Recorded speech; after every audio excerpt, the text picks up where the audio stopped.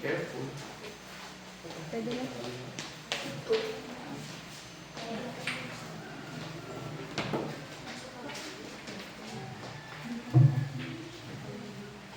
Pag may in-upload po ako dun sa ano, yung may YouTube po na ano, isa yung mga preaching po, in-upload po. Pag gusto yung puntahan, i-set po mamaya yung pangalan. 2 Timothy chapter 4, babasahin po dun sa verse 1. Actually, nag-preach ako nito last week. Sabi dito sa talatang ito, babasahin ko Sabi dito ni Pablo, pinagbibilit ko sa iyo sa paningin ng Diyos at ni Kristo Jesus na siyang huhukom sa mga buhay at sa mga patay sa pamamagitan ng kanyang pagpapakita at sa kanyang kaharian. Ipangaral mo ang salita, magsikap ka sa kapanahunan at sa di kapanahunan. Ibig sabihin, mag-share ka. May opportunity man o wala. Kung wala, gumawa ka ng paraan. Okay? Sumawata ka. Sabihin, sawayin mo. O kaya, sabihin mo yung mali. Sumuway ka. Correct mo. Mangaral ka na may buong pagpapahinuhod at pagtuturo. Sapagkat darating ang panahon. Sabi niya, gawin mo yung mga bagay na yan. Kasi alam mo, darating yung time. Sabi niya sa verse 3, ang panahon na hindi nila titiisin ang magaling na araw. Yung mga tinuturo mong tama, di na nila papansinin yan, ayaw na nila yan. Kundi magkakaroon nila ng kapi ng tenga, ay nagsisipagbuntot sila ng kanilang sarili ng mga gurong ayon sa kanilang sariling mga masamang pita. Ganun daw ang gagawin nila. At iiwalay sa katotohanan ng kanilang mga tainga at mga ibabaling sa katha. Kita niyo, no? Iaano daw nila yung kanilang, yung kanilang mga tenga, no? Ayaw na nila ng katotohanan. Verse 5, ngunit ikaw ay magpigil sa lahat ng mga bagay, maging prayerful ka. Kasama na yun, iwasan mo yung mga mali, magtiis ka ng mga kahirapan bilang pastor ito, bilang ministro. Kahit mahirap yung gawain, yung mga tao, yung buhay, lahat na yan, everything. Tiisin mo. Gawin mo ang mga gawa ng evangelista, ganapin mo ang iyong ministeryo. Ang title po ng aking message ay The Future Rejection of the World. Let's bow our heads and pray. Lord, we thank sa araw na ito. We pray for blessings, we pray for understanding, we pray for insight. We pray na maging totoo po kami. Huwag kaming magtago. May mga pagkakataon na gano'n. May you confront our hearts ngayong araw. May this be the time na hindi lang kami nakikinig ng katotohanan, but also the time of our confession. Kung may mga kasalanan po kami, may you forgive us, may you cleanse us, and help us na ay mga puso ay may tamang sa inyong harapan. Tuwarin po kami sa mga pagkakasala at pagkukulang Panginoon, and at the same time, we commit ourselves sa inyo sa araw na ito. Maging pagpapala po sa amin ang gawain nito, gayon din ay pagpalain mo kami, mapapurihan po namin kayo at maitaas. Kayo pong tumanggap ng lahat ng karangalan ng papuri sa gawain ngayong umaga. Kayo lamang po hanggang namin maitaas. Wala kami rito, Panginoon, kung hindi nyo kami niligtas. Wala kami rito, kung hindi nyo kami dinala rito, O God. And we pray na ay mga puso ng tuno ng pagpapasalamat at pagmamahal toward you, Panginoon. Dahil una-una ay minahal nyo kami dahil sa inyong bugnong na anak. Gasino na lamang yung isang oras at kalahati dito na i-render namin, Panginoon. Pero nonetheless, hindi natatapos dito ang aming oras. Bago sa bawat sandali ng aming buhay, ay we ought na ipaglingkod pa rin namin yun. Gamitin namin for your glory, Panginoon. Kaya be with your people today. Nasaan man po silang dapat. As well as mga kapatid sa Imus who are having their own service ngayong umaga. And pray na i-bless niyo po sila, guide them, lumaayos ang lahat, and make them strong, and help them to stand for their glory. Especially yung mga member. Christ and pray. Amen. Kung maalala niyo po yung kung napanood niyo po yung record noong last Sunday, paano niyo po ito? Madali po ninyong ma-catch up. Pero kung hindi man, I'll try na bigyan kayo ng overview, no? Sa nakaraan natin pag-aaral, nakita natin yung mga sinabi ni Paul dito sa verse 1. Nagbibiling dito si Apostle Paul. Sabi niya, Timothy, pinagbibiling ko sa iyo, inuutusan kita, ito yung mga dapat mong gawin, maging tapat ka sa ministry. Nagbigay si Paul ng iba't ibang dahilan. Kasi unang-una, yung gospel na pinipreach niya, hindi naman galing sa kanya. Mag-ingat ka talaga, gawin mo ng maayos ang trabaho mo, yung pagiging lingkod mo ng Panginoon. Kasi yung pinapangaral mo, hindi galing sa iyo. Di ba mahirap kapag ikaw tagapagdala ng mensahe tapos binanggit mo sa iba, mali na yung sinabi mo, mananagot ka kung kanino nang galing yung mensahe. Di ba ganon? Dito makikita natin yung tinatawag ni Apostle Paul si Timothy to be serious doon sa kanyang ministry. Kasi yung gospel ay hindi sa kanya originally. Mensahero lang siya ng Panginoong Kristo. Pangalawa, nagbigay siya ng dahilan dito na ang Panginoon daw ay huhukom. Siyang nakakakita ng ginagawa ni Timothy doon sa ministry. Yung ginagawa natin dito, ako at kayo, hindi lang ako yung tinitignan ng Panginoong Kristo, kahit yung bawat isa po. Pangatlo, may kita rin natin dito na ang Panginoon mismo ang hindi lang huhukom, bagkus ay siya rin nakakakita doon sa ministry ni Timothy. Mga kapatid, tinatanaw tayo ng Diyos ngayong umaga. Siya, may attendance siya, alam niya kung sino yung ano. Ako di ako naglalagay. Pero it's good siguro sometimes na magkaroon tayo, mag-start tayo magkaroon ng attendance. Diba? Hindi para, okay, magagaling ako. Hindi. So, para alam mo kung if I need to na bisitahin kayo o hindi. Diba? Pero kailangan ko naman gawin yun. Pero nonetheless, kung mahaba yung absences, diba? Maybe something is wrong. Sana, yun, kailangan mo may tingnan. Pero nonetheless, ito yung makikita natin sa tinabi ni Paul nung nakaraan.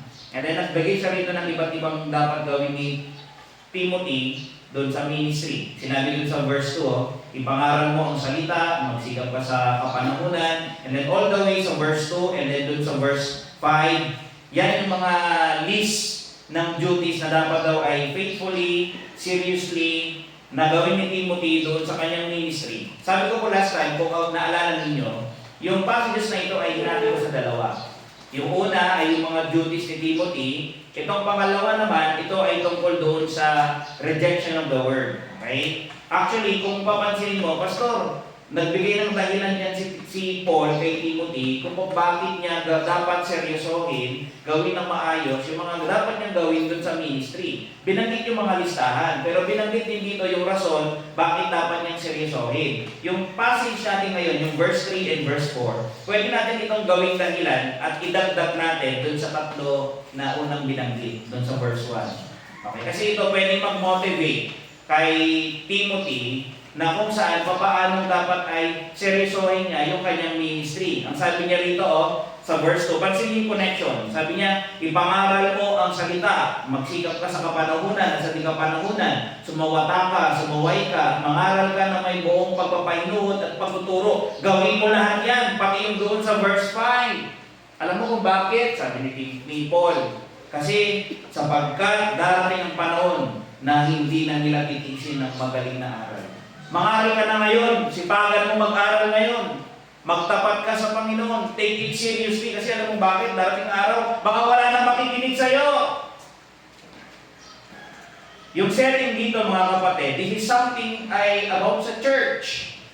Imagine binigay ni Paul yung bilin na to kay Timothy, na si Timothy at this point in time ay nagli-lead ng church sa Ephesus. Timothy, habang nandiyan ka, gawin mo yung dapat mong mga gawin bilang isang ministro. Mangaral ka, sabihan mo yung mga gumagawa ng mali, itama nila yung mali nila. Mga kapatid, kung kayong pagagalitan ko, sinasabihan ko kayo minsan, hindi ko yun ginagawa na ako lang. Wala akong authority na gawin yun. Pero, it is warranted by the scriptures. Dapat gawin ko yun bilang ministro. Nakikita mo ba dun sa verse 2? Kung bakit ko ginagawa yun? Kasi inutusan ako ng Panginoon. Bilang inyong lingkod. Yun ang aking tungkulin. Hindi yun para magmalaki o ano man eh. It's my love na i-keep kayo doon sa tamang landas. Kung di ko kayo mahal, papabayaan ko na lang kayo. Diba? Pero hindi ganun eh. Dapat gawin ko yun ng buong tapat, buong sa Panginoon out of love ko sa Kanya. Pero hindi naman ibig sabihin na parang siya lang yung mamahali ko tapos hindi na kayo. Hindi ganun. Tama rin na dapat ay mahalin ko kayo. Gawin ko yun na may pag-ibig din sa inyo, hindi lang sa Diyos, pati sa bawat isa sa inyo. Pero dito, pag pinansin ninyo, Pastor, paano babalayan Babalayan kung ano mangyayari dun sa inaharap. Ano daw magkakaroon? Magkakaroon ng pagtalikod. Alam mo yung mga tao, hindi na sila makikinig. Hindi na nila titiisin o hindi na sila makikinig ng magaling na aral. Alam mo magkakaroon sa future daw? Sabi ni Paul, nung sinulat niya to, alam mo Timothy, sa future, magkakaroon nito. Ano yun? Apostasy. Pag sinabing apostasy, ang ibig sabihin ng apostasy is to turn away or back. Ibig sabihin, tatalikudan. Parang ganito, ito yung landas mo noon, tatalikuran mo na ngayon. Apostasy. Nag-warn si Apostle Paul. Pwede i-take literally, pwede rin figuratively. Okay? Sa nabasa ko, sabi, apostasy is the formal voluntary renunciation or abandonment. Alam niyo, voluntary renunciation? Yung tatanggi, tatapwa. Ay, hindi ako ganyan. O, parang ang idea, tinalikuran mo na. Yung isang bagay, wala mo na akong context. Inabanggit ko lang yung ibig sabihin ng salita. Pwede yung abandonment. Okay? Yung pag-abandon, yung pag-iwan, ay pwede rin tignan as pagtalikod. Halimbawa, yung magulang na ayaw alagaan yung anak o sustentahan yung anak, kunwari tatay, iniwan niya yung babae. Kung ganong case, yung abandonment, yung pag-iwan, ay nangangahulugan din ng apostasy, pagtalikod din. Pwede palang ganun yung pagtingin natin. Or pwede rin yung pag-reject doon sa religion. Halimbawa, nag-share tayo ng Word of God, hindi tayo pinapansin, ayaw nilang maniwala. Binaliwala nila tayo. That's a form of apostasy. Yun ay form ng pagtalikod. Hindi niya tinanggap. Tinalikuran niya. Ganun ang idea nun. Pwede rin mga prinsipyo, yung mga aral, tinuturo mo ng tama, may nabanggit ng tama, hindi niya sinusunod. Form of pagtalikod. Kaya minsan tayo, kung may mga sinasabi dun sa anak natin, anak, gawin mo ito. Bakit? Ayaw natin na tatalikuran nila. Hindi ba gusto natin gawin nila? Natural sa kanila ito malikod. Kaya dapat tinitrain talaga sila na, anak, yung sinabi o gawin mo. Kasi yung simple nilang disobedience is a form of apostasy, pagtalikod. Imagine, tinatalikuran na. Pag kayo kinakausap yung anak nyo, kaya may sinabi kayo, tapos tumalikod, what do you feel? Di ba parang di mo ko pinapansin nasasaktan ka, di ba? Say we with the Lord. Pero dito may kita natin na sabi ni Paul, ipangaral mo yung salita kasi darating yung panahon na yung mga tao, hindi na sila makikinig. Imagine nyo ito itong sabi ni Paul, darating ba yung panahon? Tingin sa verse 3, sapagkat darating ang panahon. Future ito paparating pa lang. Sa time ni Paul, hindi pa masyado. Pero yung sinasabi ni Paul na darating na panahon, alam nyo kung nasa ang panahon na yon? Sa panahon na natin yon. Ilang years na yung lumipas nung time ni Apostle Paul, 2,000 almost, mag-2,000 years ago na yung lumipas, 1,900 something o ito. Diba? Kasi 2020 na ito nangyari ito, around 67 AD din na nasulat yung mga scriptures So let's say roughly 200, parang 2,000 years. Nung sinulat ni Paul yan, maratibong taon na lumipas, imagine mo nasan tayo na tayo ngayon. Ito na yung time na to na marami ang tumatalikod sa Panginoon. Most likely ito daw yung nasa Yan yung 2 Timothy chapter 3 verse 1. Natas kayo konti. May binabanggit dito about doon sa kapanahunan din. Sabi dito sa verse 3, verse 1. Datapwan, alamin mo ito, sabi niya kay Timothy, na sa huling araw, okay? Na sa huling panahon na darating ay ang mga panahong mapanganib. Okay? Dito, sabi niya sa chapter 4, darating ang araw na hindi na sila makikinig ng araw na magaling. Ito yung araw na mapanganib. Very dangerous. Bakit mapanganib? Pag dumating yung araw na kung saan yung mga tao ay na makinig ng katotohanan, mapanganib na yung araw na yun. Bakit? Marami na ang mapapahamak. Yung mga di nakikinig, hindi sumusunod sa Panginoon, papahamak sila. Kailan yan, Pastor? Hindi ko alam. Hindi natin ma-pinpoint kung kailan nag-start yan, pero we can say na yung mga sinabi ni Paul kay Timothy, na yung mga araw na yan, yung mga tao, di na makikinig ng araw na magaling, somehow na-experience na natin ngayon. Yung mga tao, di naman sila nakikinig ng Word of God. Tsaka ngayon, pag pinansin mo, yung churches ngayon, yung mga so-called Christian churches, mostly yung mga preaching nila, hindi na katulad ng preaching ng mga apostles. Diba? Ano meron na sa mga churches? Mga messages na kung saan mapapaligay yung mga nakikinig. Hindi sila ma-offend. Huwag yung hanapin yung ganong preaching. Gusto ko yung preaching na di ako mahasaktan. Hindi pwede. Pag gano'n yung naririnig mo, maybe, hindi na true preaching yun. Pangkilitin na lang sa mind mo. Diba? Pero hindi gano'n Yung Word of God, alam mo saan hinahalin tulad ng Word of God? Di ba raw sa espada na kabilaan ng talin? Ano yun? Metaphorically, kapag ikaw hinampas ang espada, mahihiwa ka, di ba? Ganun daw yung Word of God. Pag sinaksak ka ng espada, mahasaktan ka. Kung yun ang analogy or metaphor ng Bible, so anong in-expect mo na maramdaman mo pag ikaw nakikinig ng Word of God? Hindi dapat malayo nun. Lord, pwede nga, prayer mo, Lord, ngayong umaga, please pierce my heart.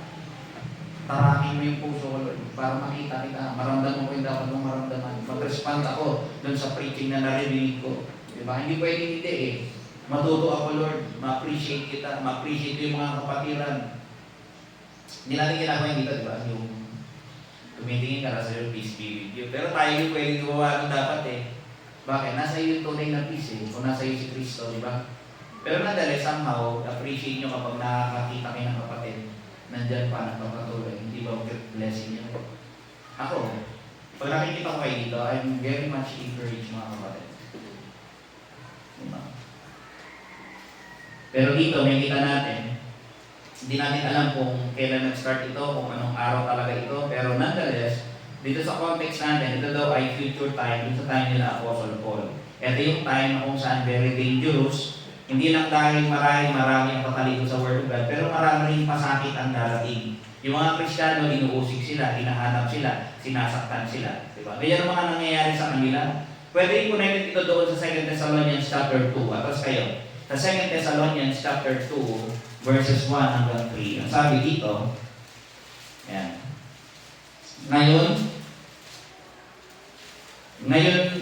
Ngayon, aming ipinamamanhid sa iyo ang mga kapatid tungkol sa pagpaparito ng ating Panginoon sa Kristo at sa ating pagkakatipon sa Kanya upang huwag kayong madaling makilos sa mga inyong pag-iisip at huwag din naman kayong mabagabag maging sa pamamagitan ng mga Espiritu o sa pamamagitan ng salita o sa pamamagitan ng sulat na wari mula sa amin na wari bagang malapit ng kaarawan ng Panginoon pagdating niya. Kasi may mga sulat noon na nababasa yung mga Christians na peke.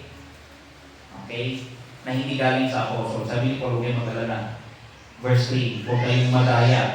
Huwag kayong padaya kanino man sa anumang paraan sapagkat ito ay hindi darating maliban ng dumating mula ang pagtaliwakas at mahayag ng taong kasalanan. Alam niyo din pagtaliwakas, falling away. Ano yung falling away? Pagtalikod. Kaya yung tinatawag na apostasya. Apostasy. Ito yung panahon natin na kung saan nasa panahon na tayo ng pagtalikod. Yung mga tao, tumatalikod na sila sa Diyos. Paano tumatalikod? Tinatalikuran nila yung Biblia, hindi nila sinusunod. Tumatalikod sila dun sa standard ng Panginoon. Lalaki at babae lang dapat ang sama, di ba? Sa time natin sa ibang lugar, kahit lalaki, alaw nila. Malaki naman yung bayad eh, di ba? Babae yung nila. That's a form of apostasy. Yung sa salita ng Diyos, talikuran nila sa mga Bible versions.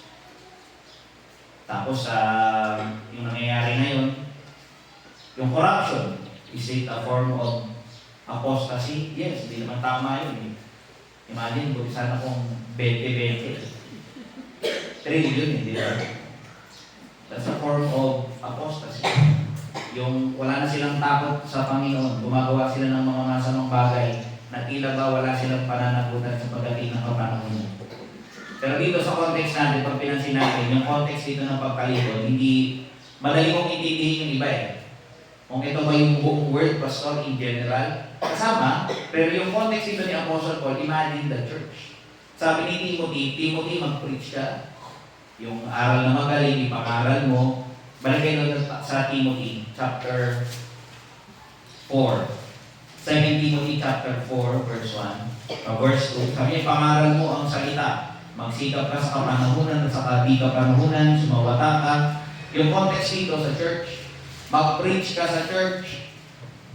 Sawayin mo yung mga tao dyan. Kung ano yung dapat gawin mo yung dapat mong gawin. Maging maingat ka. Diba? Lahat yan. Pero dito pag inisip mo, yung context, si Paul, pinag-iingat niya si Timothy, kasi darating daw yung araw ng pagtalikod ng mga tao doon sa araw ng magaling. Yung context is about doon sa church. Yung church ang tatalikod. Kaya mag-ingat tayo. Bakit? Paano possible na mangyayari yun? Kapag may mga pumasok dito na peging kapatid. Paano peging kapatid? Nakalagay sa Galatia chapter 2 verse 4, babasahin ko, and that because of false brethren unawares brought in. Ibig sabihin, yung mga churches, whether we like it or not, may mga makakapasok daw na hindi tunay na kapatid. Na ang gagawin pag nakapasok, magugulo sila. Gagawa sila na kung anong issue, aawahin nila yung mga tao, aawahin nila yung pastor, tapos yung church mahahati, magkakawatak-watak na sila. Ganyan daw ang gagawin ng mga sa huling panahon. Sabi ni Paul doon sa Galatia, paano mangyayari na yung church nakalikod sa Panginoon, magkakaroon ng gulo pag may mga maling tao na nakapasok, false brethren? Pwede rin daw yung ganito. Binanggit ni Apostle Paul na yung mga false brethren na yan, yung mga tao na nagpipretend to be Christians, pero actually talaga sila Christian. Akala nila Christian siguro sila. Pero yung life nila, yung spirito nila, iba talaga. Diba? 2 Corinthians 11:6, in journeyings often in perils of water, and then sa last part ng 2 Corinthians 11:6, in perils or in dangers among false brethren.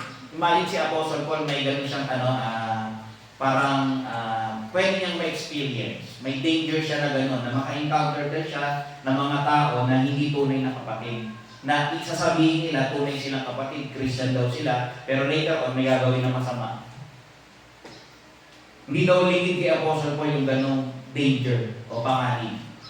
Subject doon sa gano'n, na pwede ma-experience niya yun. Hindi ko alam kung na-experience niya yun somewhere. Pero may passages na binamagit yung sila James and Jambres na kinontra daw si Apostle Paul. Na may mga ganun daw tao na ginamit niya yung mga illustration sa Genesis, sa Exodus. Okay? Na nilabanan nila si Moises, ganun din daw. May mga tao na lumalaban. Diba? Or pwede rin, yung mga hindi lang false brethren, meron din false pastors. Sa Acts 20:30, also of your own selves. Mga pastor, mga teachers, ang mangyayari, shall men arise speaking perverse things to draw away disciples after them. Ang gagawin daw ng mga sa future. Ito, warning to ni Apostle Paul doon sa Ephesians, doon sa Acts 20. Darating yung araw, ingat kayo, sabi niya, bakit? Kasi kahit kasama ninyo with rice, titindig daw yun, tapos magpipreach ng mga balaktot na bagay, perverse things. Yung mga bagay, mga aral na kabaliktaran ng itinuro ng apostles, kabaliktaran ng Panginoon sa Kristo, ang daw ang mangyayari para daw manghikayat ng mga tao. Kaya napakahirap na yung panahon, no? Bakit? Marami nang hihikayat ng mga tao na sabi, sumunod daw sila sa Diyos. Pero pag nandun na sila naman yung parang wino-worship. Sila yung nakikinabang. Diba? Mamaya makikita natin yan. Yung mga ganyan nadarayak sila ng ibang tao. Sabi nga isang quotation, he who once began to deceive others is the less easily to recover himself from error. Mahirapan ka. And the more easily embraces in turn the errors of others. Madali mong ipahamak yung iba. Ito, maganda magkaroon tayo ng linaw dito, no? Kasi maging halimbawa ito sa atin. Yung passages na to, this is a warning. Pero may araw, tignan natin yung 4 na bagay, no? Sabi rito, they will impatiently hear sound doctrine. Sabihin, ayaw na nila magtyaga. Okay? Iiwanan nila na. Palagi ganyan yung preaching. Darating yung araw na naririnig nila yung katotohanan, ayaw na nila yung katotohanan. Pangalawa, they will heap up false teachers or sa kanilang mga sarili, in themselves. Among themselves, they will heap up false teachers. Magpaparami sila ng mga teacher sa buhay nila na nagtuturo sa kanila ng bagay na mali. Gusto nila yung mga teacher na parang kinikiliti yung kanilang tenga, metaphorically. Mamaya papaliwanag natin. Pangatlo, they will turn away from hearing the truth. Ayaw nila lang marinig yung sound doctrine, yung aral na magaling. Ayaw nila marinig yung katotohanan. Instead, ang gusto nila, they will turn to fables. Parang doblet ito Parang yung unang part, inulit lang doon sa second part. Pwede mo tignan ng gano'n. Kasi yung isa, ayaw ng tiisin yung aral na magaling. Di ba tatalikuran nila yung katotohanan? They will turn away from the truth. Parang yun ang paliwanag niya Sabi doon, mag-iipon daw sila ng mga teacher na parang pang-click sa tenga nila. Kumbaga narinig nila, hindi na totoo. Kasi naman yung fables they will turn to fables. Yung mga kwento-kwentong di totoo. Pero dito may kita natin, ano ba mangyayari sa mga tao na ito? sa pagdating ng panahon. O ano ba magkakaroon dun sa church? Magkakaroon daw ng mga tao that will impatiently hear sound doctrine. Ayaw na nilang kagaling makinig. Ayaw na nilang makinig ng tamang aral. Mapapagod sila. Alam niyo, this is a warning. Huwag sana kayong mapagod. Palagi na about sin, about issues sa world, sa issue ng mga tao, about sa kanilang kalagayan, their need na ma-save sila. Di ba pwedeng maging panakwento na lang si pastor? O kaya maging komedyante siya. Mag-joke siya ng mag-joke. Kunwari yung preaching, parang 10% Word of God, 90% joke. Mas maganda siguro yung gano'n. So yung gano'n? Pero hindi pwede. Sabi rin ni Paul, pag binasa niyo dun sa chapter 4 verse 2, ipangaral mo ang salita. Oh.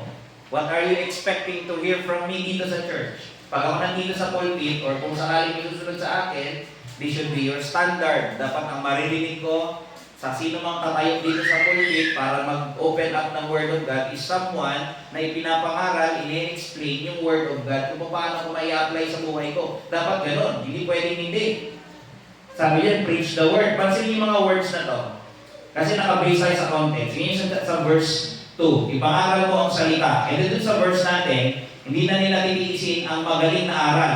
Synonymous lahat ito yung Word of God, yung aral na magaling, and then sinabi dun sa last part ng verse, sa first part ng verse 4, ihiwalay sa katotohanan. Ito yung gusto kong makita nyo.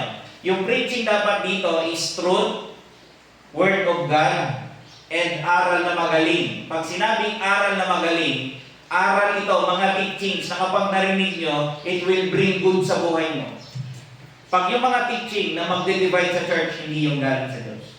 Pag may mga tinuturo na parang nililid ka para maging mayabang ka, maging masama ka sa kapwa mo, hindi yung teaching na galing sa Panginoon. You can discern. Kasi yung mga teaching talaga, kapag matetest nyo yun, parang minsan inisip ko, parang niluluto ko yung sarili ko pero hindi ko kailangan isipin gano'n Though parang gano'n ang implication. Imagine I'm preaching yung truth of God, yung salita, tinatry ko i-elaborate para makita nyo ng malinaw. Pero alam niyo ba, the same words yung gagamitin nyo to test ako. May gagawa ba nun? Yung mga tao, usually, hanggat maaari, itatago nila yung gano'n. Bakit? Para hindi sila ma-assess. Pero hindi gano'n It is your right na i-test yung spirit. Di ba may command? Test every spirit. I-test mo daw. Pwede mong i-test yung sinasabi ko. Whether I'm speaking na galing sa Diyos o hindi. Am I preaching the truth o hindi? You can test. Pakinggan mo yung sinasabi ko. Hawakan mo yung Biblia. We encourage may Bible kay bawat isa. Bakit? Para makita mo on your own. Na tama ba yung naririnig ko? Kapag tama, magpasalamat ka sa Diyos. Lord, thank you.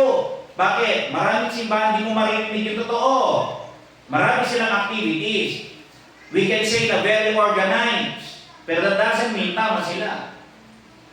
Yan yung nakakatakot. Dito, yun yung mga nakita natin. The word or the gospel, sound doctrine, and the truth. Tingin nyo to. Pwede sa ganun na kumbaga, i-preach mo yung mga theological, mga practical teaching. Tama yun Kailangan mag-aral talaga tayo ng theology. Hindi ko lang ginagamit yung term na ito pero alam niyo ba ginagawa niyo dito? Upon hearing yung preaching Sunday after Sunday, Friday after Sunday, or Wednesday after Wednesday, or every time na meron tayo, alam niyo ginagawa niyo? You are studying theology. Hindi lang palang ginagamit yung mga terminology. Pero yung every time na nandito tayo, we're opening yung Word of God, what we actually are doing are studying theology. Yun talaga yun. Sabi nga dito, sa isang commentary, there is a time coming to the church when men will not hear the practical truths of the gospel, when they will prefer, ano gusto nila? Speculative opinions, which either do no good to the soul or corrupt and destroy it, to the wholesome doctrine of deny thyself, take up thy cross, and follow me, which Christ Jesus has left in the church. Ayaw na nila ng mga bagay na nahihirapan sila, gusto nila madali. Na ang sinabi naman ng Panginoon ay to take up thy cross and follow me. Imagine mo yun, yung Christianity may kasamang hardships. Kaya don't expect na it will be easy being a Christian. It will be hard. Maraming darating, maraming kang experience, maraming temptations. Pag nag-fall ka, you will suffer yung consequences. Pero if you're a true Christian, by God's grace, tumayo ka ulit and walk. Lumakad ka ng tama. May we learn from our mistakes. Diba? Pangalawa, sabi niya, yung mga tao daw na ito, hindi lang sila darating yung time na magsasama na sila. Hindi na sila magkasagap makinig ng totoo. Kaya na nila. Ay, iba na lang yun. Pag di sila nakakis, alam niyo mga gawin? Dilipat sila. Ito yung pangalawa. Sabi ni Paul sa verse 3, kundi magkakaroon nila ng kati, ng tenga, ay nagsisipagbuntod. Alay nagbubuntod, nag-iipon daw sila ng kanilang sarili, ng mga gurong ayon sa kanilang sariling mga masamang pita. Pag ayaw na nila yung marinig nila, gagawin nila, maghahanap sila ng teacher na yung sasabihin, yung gusto nilang marinig. Ayun na mangyayari. Pero tignan nyo rin yung word ng but. Sabi doon, sa verse 3, for the time will come when they will not endure sound doctrine, but, sabi niya gano'n. Yung word dito na but, this is a coordinating conjunction. Ang idea, nagpo-connect ito ng mga bagay na pwedeng contrast, nagpo-connect ito ng mga bagay na contradictory, nagpo-connect ito ng mga bagay na opposing ideas within a sentence or often introducing a shift in a tone or an exemption. Or pwede rin daw na nag-bridge between two independent clauses. Ganun ang trabaho ng word na but, di ba? Magaling sana si but, may negative siyang babanggitin. Pwede ganun. Or iko-contrast niya. Kaya lang, ba't mo binabanggit yan? Kasi dito, yung connection niya pag pinansin mo, tinatamad na silang makinig ng aral na magaling. Ayaw na nila. Pero ang gusto naman nila, yung mga preaching na pangkiliti yung tenga nila, yung gusto nila yung preacher na nakikiliti yung tenga nila. Pero nang binabanggit dito, ano yung klase yung mga tao na yan na nandun sa church na winawarn ni Apostle Paul? Na pagdating ng panahon, sila yung mga klase ng tao na ugali nila, ang gusto na nilang marinig, yung mga preaching na nag-a-appeal doon sa laman nila. Saan ka nakakita yan? Laging preaching ni Pastor, tumaligod ka sa kasalanan, huwag kang tumaya ng wedding, huwag kang magsugal, huwag kang mag-inom. Ano yan? Huwag kang maglaro ng video game. Diba? And so on and so forth. Na minsan may nababanggit ako na hindi magandang gawin. Parang iisipin ng iba, ay pagbabawal yan. Bakit? Ano bang gusto mo na marinig? Yung lahat pwede mong gawin? Diba? Lahat na lang, bawal dyan. Diba? Hindi ganun eh. Pag sinabi ng Diyos na bawal, then bawal talaga. Hindi ako nagsabi nun. We're trying to apply yung mga principles sa Scripture, then i-apply natin sa every part ng life natin. Ano yung bawal? Pero hindi dahil kay Pastor, si Pastor, hindi magbawal. Hindi ganun eh. We have to obey yung Word of God. Yung dapat ang maintindihan natin. Ewan ko na kung aware kayo dito. Ewan ko kung sinend ko sa group. Meron ako nakita ng Pastor, nag-render siya ng special number. Ang kanta niya ay yung kanta ni Michael Jackson na Thriller.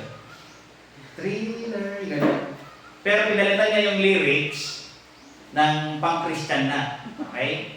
Kunwari, Christ died for our sin, gano'n na yung lyrics niya. Pero yung tono niya, Thriller ni Michael Jackson. Ganun yung ano. Parang isipin nyo ganito, yung kanta ng I Did It My Way, palitan natin ng Christian lyrics. Tapos kakantahin natin dito. And now, gaganon tayo. Di ba? Death is near. Di ba? Yung ba yun na ba ako? Pero kung isipin natin, yung tono natin, worldly, pero yung lyrics, Christian. Gusto niyo yung ganon? Di ba may mga, alam kayong ganon? May mga gumawa, nakita ko na nakaraan lang, very recent. Di ko alam kung aware kayo kay Benny Hinn. Kilala niyo si Benny Hinn? Ito yung preacher na nakalaging nakaputi, tapos kapag may mga tao sa harapan niya, mga naka-Amerikana, foreigner ito, ganoon siya Yung mga tao kayo, babagsak. Bababa siya ng pulpit, iyaano yung mga tao, tutumba yung mga tao. Gusto niyo gawin natin yan?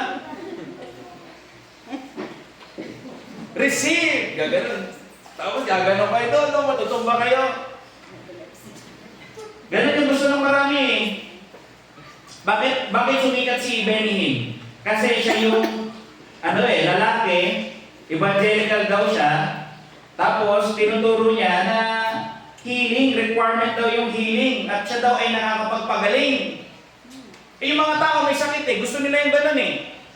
Pero hindi kayo pwede na sablay yung doctrine, pero nandun ako sa kanya kasi ang gusto ko yung healing. Mali! Dapat yung doctrine yung magde-decide. Whether pupunta ka sa tao na yun, makinig ka sa tao na yun o hindi. Yung susunod na lang na ibang bagay doon is secondary. Wala kang magagawa. Hindi priority yun. Pero nonetheless, we believe ang Diyos ang nagpapagaling. May nabasa ko sa kanya, sabi, His theology of healing is laid out in a book. Lord, I need a miracle. Richard Mayhew points out 8 grave errors. Si Benny Hinn daw, ito daw siya. Holds it is wrong to pray, Lord, thy will be done. Sabi ni Benny Hinn, mali daw mag-pray nun.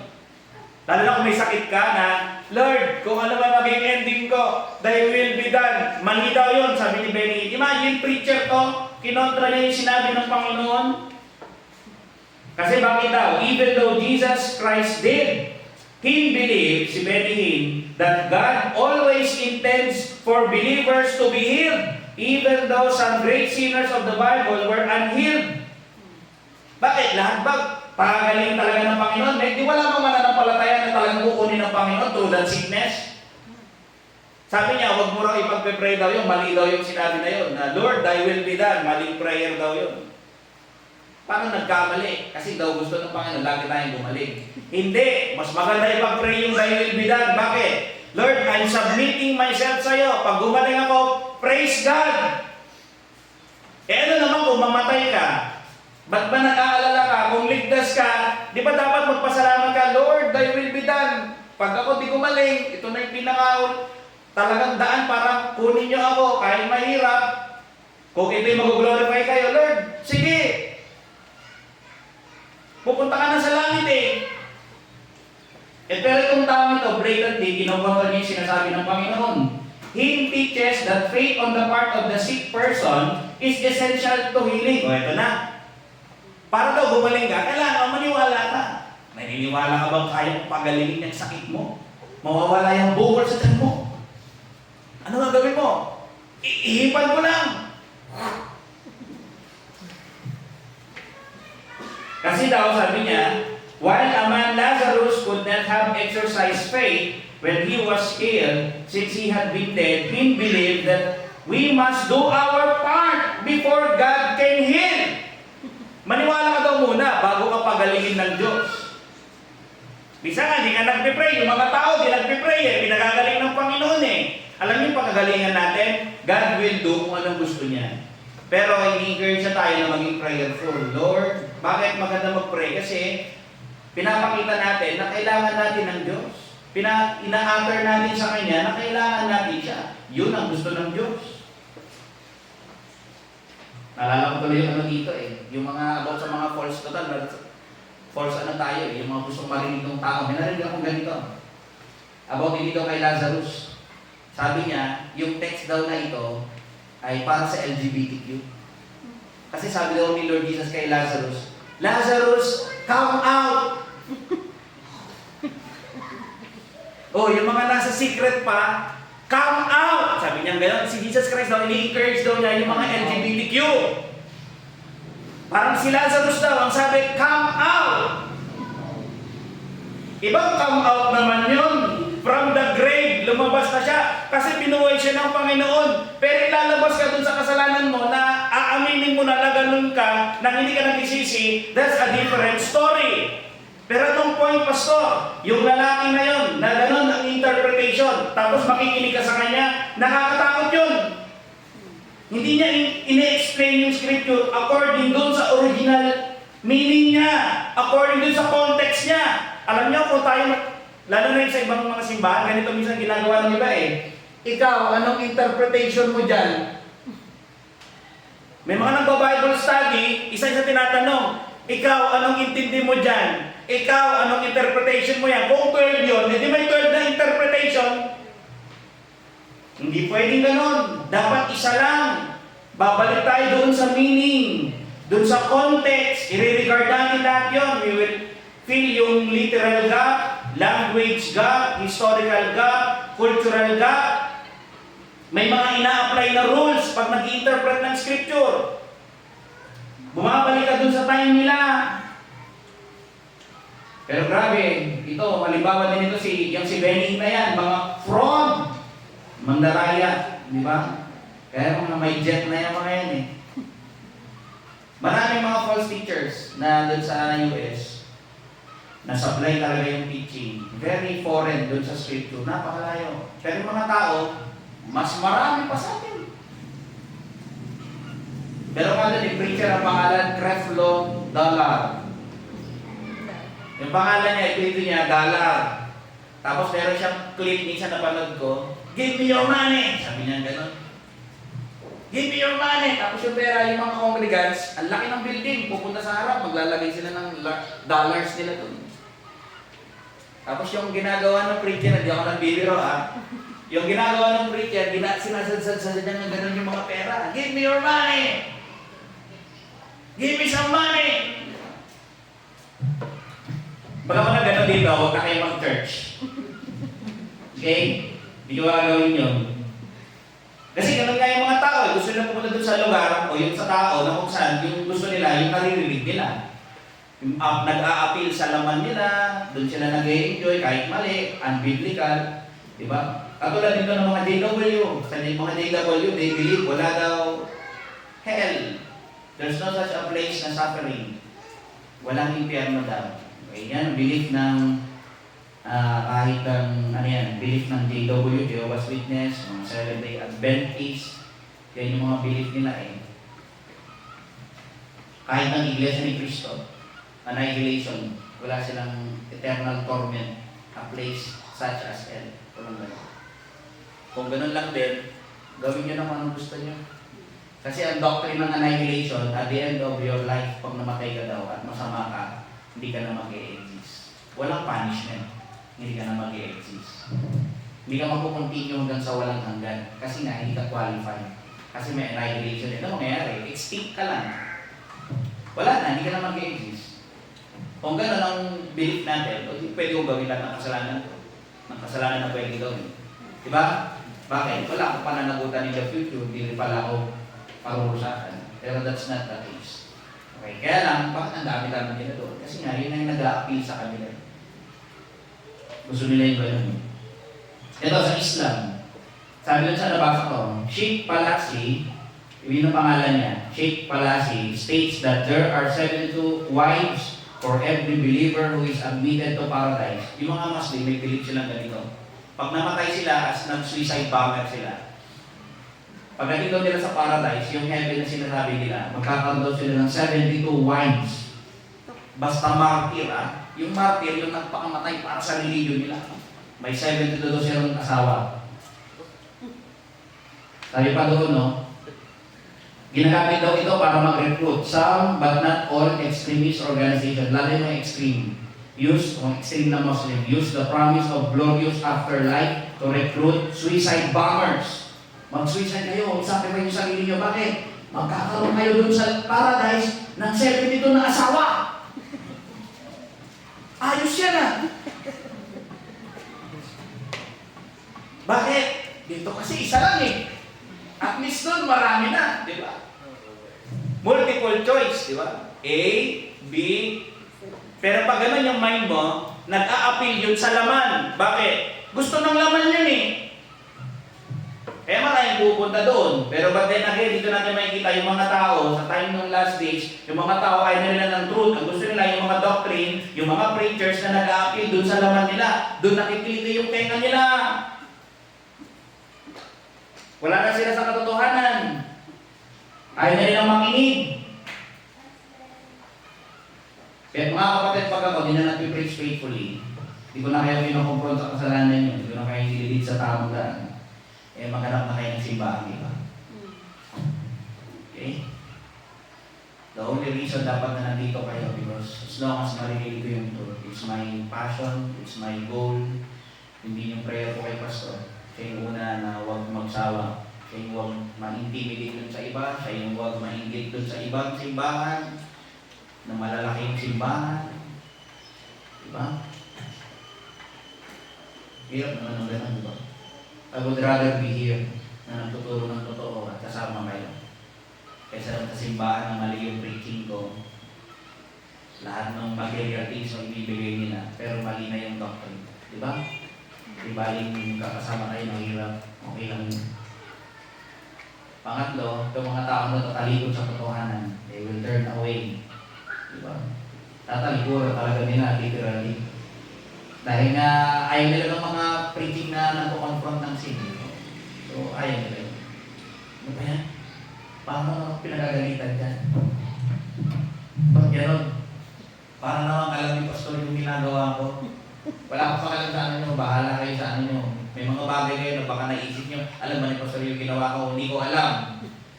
Minsan, I make examples, illustrations na out of the blue ko lang naiisip. Okay? Wala akong naisip na, ay ito, sakto to kaya ano.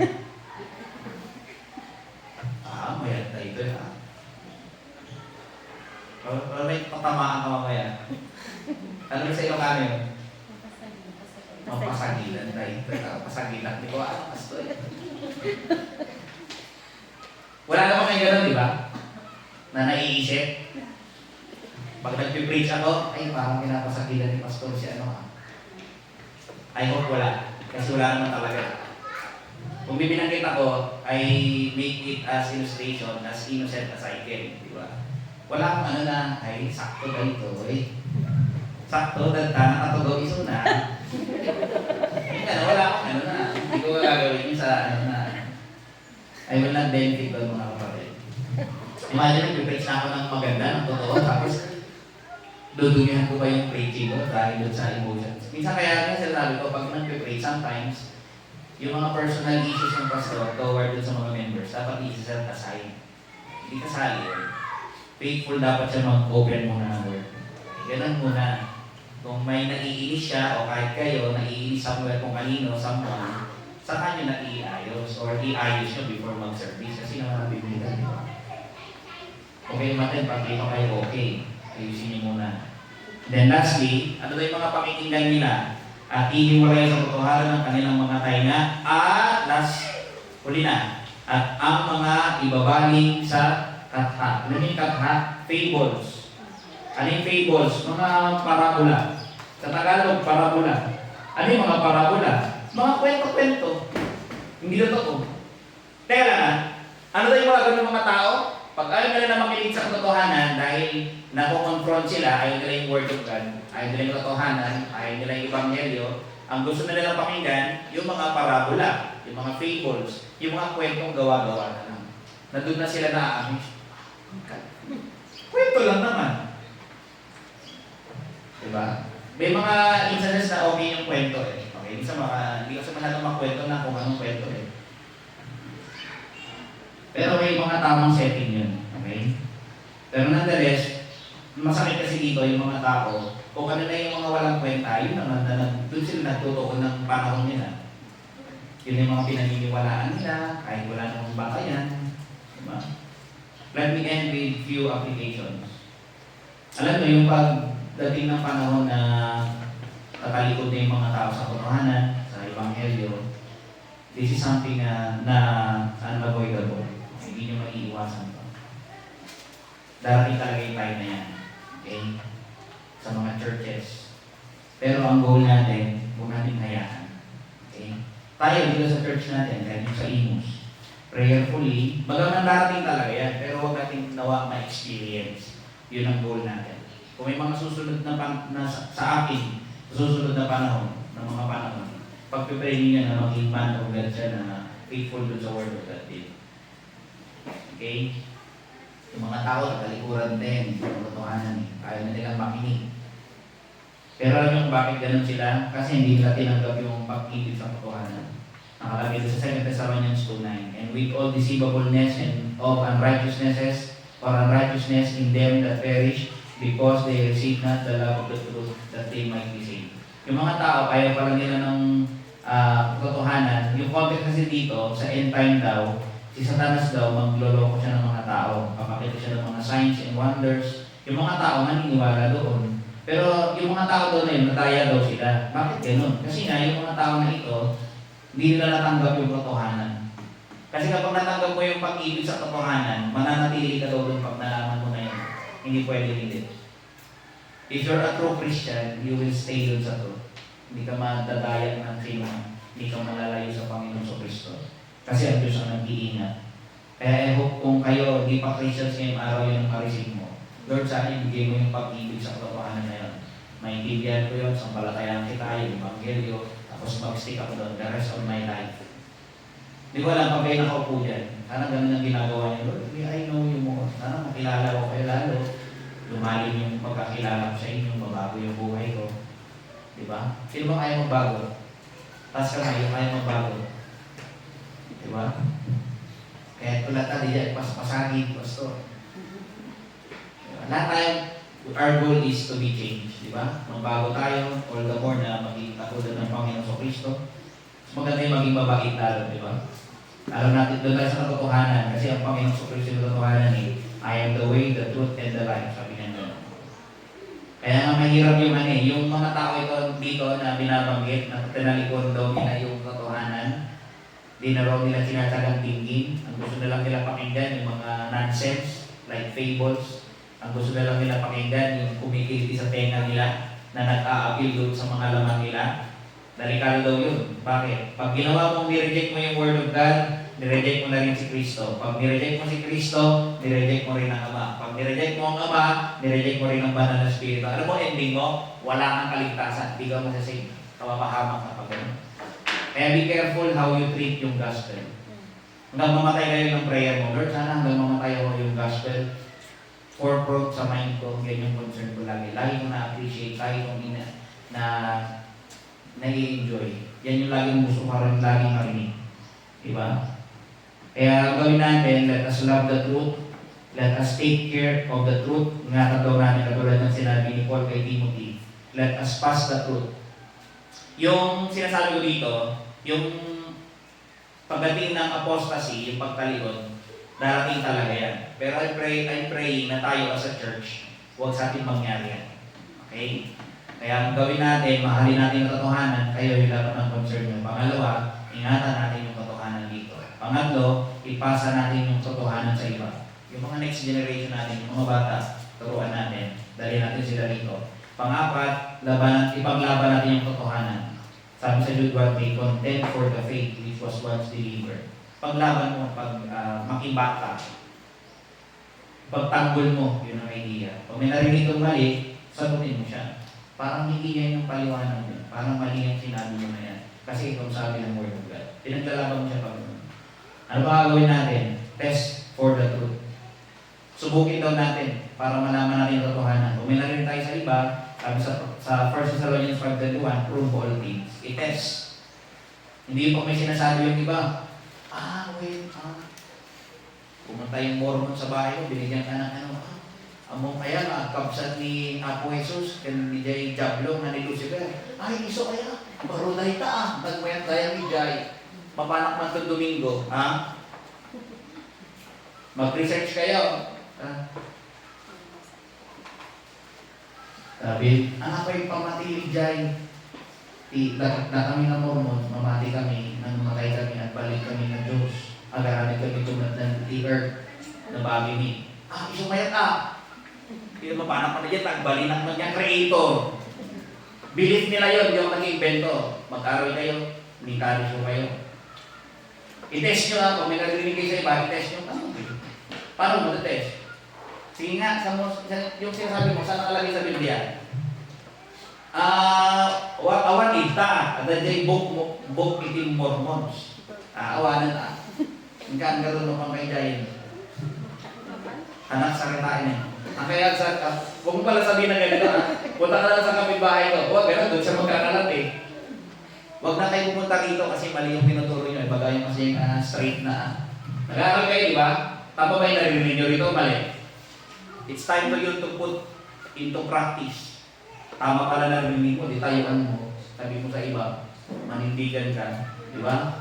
Kaya nga, hold fast the truth. Kasama dun sa prove all things and then hold fast that which is good. Ang idea, hawakan daw natin. Okay, i-promote natin kung ano yung katotohanan na yun.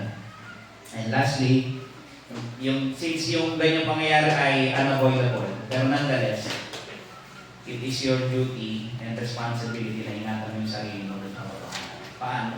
Iwasan mo yung mga mali-mali. Huwag kang basta nakikinig ng mga kung ano narinig. Pwede kayo magtanong sa akin. I'm just a chat away. Pastor, may napanood ako eh. Okay ba nung ganito? May napanood ako, Pastor. Inihipan niya, Pastor. Tumumba. Pastor, gawin mo rin yun minsan. Doon, saan? Doon sa may bangin. Biro lang. Pero, let's take sa puso natin yung mga salita. Let's go ahead and pray. Lord, bigyan sa araw na ito, we give honor and glory sa inyo. Christ, may pray. Let's have our closing hymn. Ano tayo kahit one last stanza?